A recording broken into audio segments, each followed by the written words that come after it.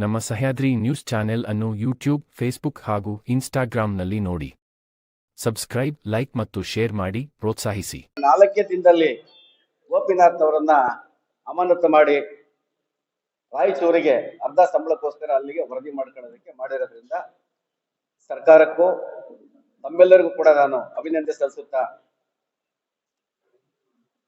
ಈ ಪ್ರಕರಣದಲ್ಲಿ ತಮಗೆ ಕಾಪಿ ಕೊಟ್ಟಿದ್ದೀನಿ. ಗೋಪಿನಾಥ್ ಅವರ ಹಗರಣ ಏನಿದೆ, ನಾನು ಏನು ತನಿಖೆಗೊಳಪಡಿಸಿದ್ದೆ, ಹಗರಣದ ಕಾಪಿಗಳನ್ನು ಕೊಟ್ಟಿದ್ದೆ, ಅದರ ಪ್ರಕಾರ ಎಲ್ಲ ಮಾಹಿತಿಗಳನ್ನು ಆಯುಕ್ತರು ಅದರಲ್ಲಿ ಅಳವಡಿಸಿ ಅವನಿಗೆ ಸಸ್ಪೆಂಡ್ ಮಾಡಿದ್ದಾರೆ.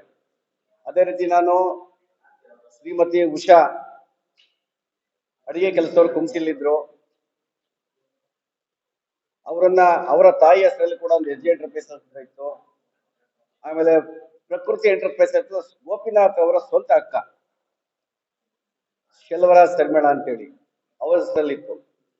ಇವು 2 ಕಂಪನಿ ಮತ್ತು ಅವನ ಸ್ನೇಹಿತರಿಗೂ ರಜತಾದ್ರಿ ಮತ್ತು JK ಟ್ರೇಡರ್ಸ್ ಅಂತ ಇತ್ತು. ಈ 4 ಕಂಪನಿಗಳು ಕೂಡ ಹಣನ ವರ್ಗಾವಣೆ ಮಾಡಿಕೊಂಡು ಯಾವುದೇ ಹಾಸ್ಟೆಲ್ಗಳಿಗೆ ಸಾಮಗ್ರಿಗಳನ್ನು ಸರಬರಾಜು ಭ್ರಷ್ಟಾಚಾರ ಮಾಡೋದು ಸಾಬೀತಾಗಿದೆ. ಅದೇ ರೀತಿ ಇವರು ಇಲಾಖೆಯಲ್ಲಿ ಸಂಬಂಧಗಳು ಗೊತ್ತಿಲ್ಲ, ಯಾವುದು ಟ್ರೇಡ್ಗಳು ಅವ್ರಿಗೂ ಯಾರ ಸಂಬಂಧ ಗೊತ್ತಿಲ್ಲ ಅಂತ ಕೊಟ್ಟಿರೋದ್ರಿಂದ ನಾನು ಇವತ್ತು ತಮ್ಮ ಮುಂದೆ ದಾಖಲಾತಿಯೊಂದಿಗೆ ಗೋಪಿನಾಥ್ ಮುರುಗೇಶ್ ಸೆಲ್ವರಾಜ್ ಅಂತೇಳಿ ಗೋಪಿನಾಥ್ ಹೆಸರು, ಅವರ ಅಕ್ಕ ಮುರುಘಾ ಸೆಲ್ವರಾಜ್ ಶರ್ಮಿಳಾ ಅಂತೇಳಿ ಅವರ ಪಾನ್ ಕಾರ್ಡ್ ಸಮೇತ ತಮಗೆ ಕಾಪಿನಲ್ಲಿ ಸೇರಿಸ್ಕೊಟ್ಟಿದ್ದೀನಿ. ಪಾನ್ ಕಾರ್ಡು, ಆಧಾರ್ ಕಾರ್ಡು, ಆಮೇಲೆ ಅವರು GST ಫರ್ಮ್ ಇದ್ದು. ಅದೇ ರೀತಿ ಹುಷಾರ್ ಅವರು ತನ್ನ ತಾಯಿ ಹೆಸರು ಗಿರಿಜಮ್ಮ ಅಂತೇಳಿ ಮ್ಯಾನ್ ಪವರ್ ಏಜೆನ್ಸಿಯಲ್ಲಿ ರಾಯಗುಡದಲ್ಲಿರೋ ಒಂದು ವಸತಿ ಶಾಲೆಯಲ್ಲಿ ಅಡಿಗೆ ಕೆಲಸದವರಾಗಿದ್ರು, ಅವರು ಕೂಡ ಅಲ್ಲಿ ಬಿಟ್ಟಿದ್ದಾರೆ.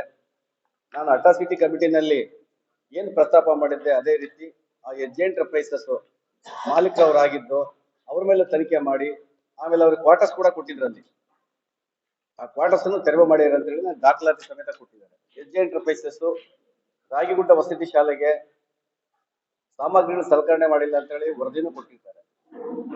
ಇದನ್ನೆಲ್ಲನೂ ಕ್ರೋಢೀಕರಿಸಿಕೊಂಡು ಉನ್ನತ ಮಟ್ಟದ ತನಿಖೆ ಮಾಡಿ ಈ 4 ಕಂಪನಿಗಳನ್ನ ಬ್ಲಾಸ್ಟ್ ಸೇರಿಸುವ ಮುಖಾಂತರ ಶ್ರೀಮತಿ ಹುಷಾರ್ ಅವರನ್ನು ಸಸ್ಪೆಂಡ್ ಮಾಡಬೇಕು ಅಂತ ಹೇಳಿ ನಮ್ಮ ಮುಖಾಂತರ ಕೇಳ್ತಾ ಇದ್ದೀನಿ. ಕೊಡಬೇಕಾದಂತ ಸಾಮಗ್ರಿ ಸರಬರಾಜು ಮಾಡದೇನೆ ದುಡ್ಡು ಅವರ ಅಕೌಂಟಿಗೆ ಹೋಗಿದೆ. ಫರ್ಮ್ ಕೂಡ ಅದರಲ್ಲಿ ಲಗತ್ತಿಸಿದ್ದೀನಿ, ಪ್ರಕೃತಿ ಎಂಟರ್ಪ್ರೈಸಸ್. SG ಎಂಟರ್ಪ್ರೈಸಸ್ ಬಂದು ಉಷಾ ಅವರು ಕುಂಸಿಯಲ್ಲಿ ಅಡಿಗೆ ಕೆಲಸದವರು, ಕಂಪ್ಯೂಟರ್ ಆಪರೇಟರ್ ಆಗಿ ಜಿಲ್ಲಾ ಆಫೀಸ್ ನಲ್ಲಿ ಕೆಲಸಕ್ಕೆ ಮಾಡ್ತಾ ಇದ್ರು.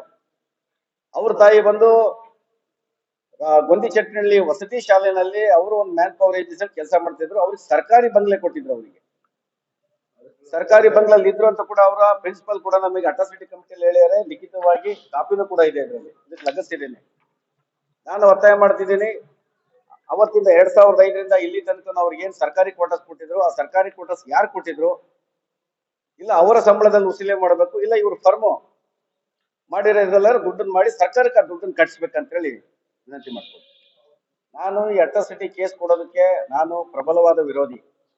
ನಿಜವಾಗಲೂ ಅಟ್ರಾಸಿಟಿ ಕೇಸು ಪ್ರಕರಣ ಯಾರಿಗಾಗುತ್ತೆ ಅವರಿಗೆ ಕಾನೂನುಬದ್ಧವಾಗಿ ಕಾನೂನು ಕ್ರಮ ತಗೊಳ್ಳಿ. ಸುಮ್ಮನೆ ಅನಾವಶ್ಯಕ ಕೊಡೋದು, ಅಲ್ಲೇನೋ ವ್ಯವಹಾರ ಮಾಡೋದು, ಇಂಥದ್ದು ಮಾಡೋದಕ್ಕೆ ನಂದು ಸಂಪೂರ್ಣ ವಿರೋಧ ಇದೆ.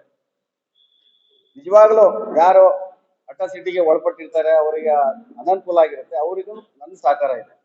ಕಾನೂನುಬದ್ಧವಾಗಿ ಅನಾವಶ್ಯಕ ಕೊಡೋದಕ್ಕೆ ನಾನು ವಿರೋಧ. ಇದರಲ್ಲೂ ಕೂಡ ನಾನು ಹೇಳಿದ್ದೀನಿ, SC ST ಮಕ್ಕಳು ದುಡ್ಡಿನ ಲೂಟಿ ಮಾಡಿರೋದ್ರಿಂದ ದೌರ್ಜನ್ಯ ಕಾಯ್ದೆ ಪ್ರಕಾರ ಅವನಿಗೆ ಪ್ರಕರಣ ದಾಖಲು ಮಾಡ್ಕೊಂಡು ತನಿಖೆ ಮಾಡ್ಬೇಕಂತನೂ ಕೂಡ ನಾನು ಮಾನ್ಯ ಇವರಿಗೆ, ಗೃಹ ಸಚಿವರಿಗೆ, ADGPಗೆ, ಮಾನವ ಆಯೋಗ, ಎಲ್ಲಾ ಇಲಾಖೆಗಳಿಗೂ ಬರೆದಿದ್ದೀನಿ.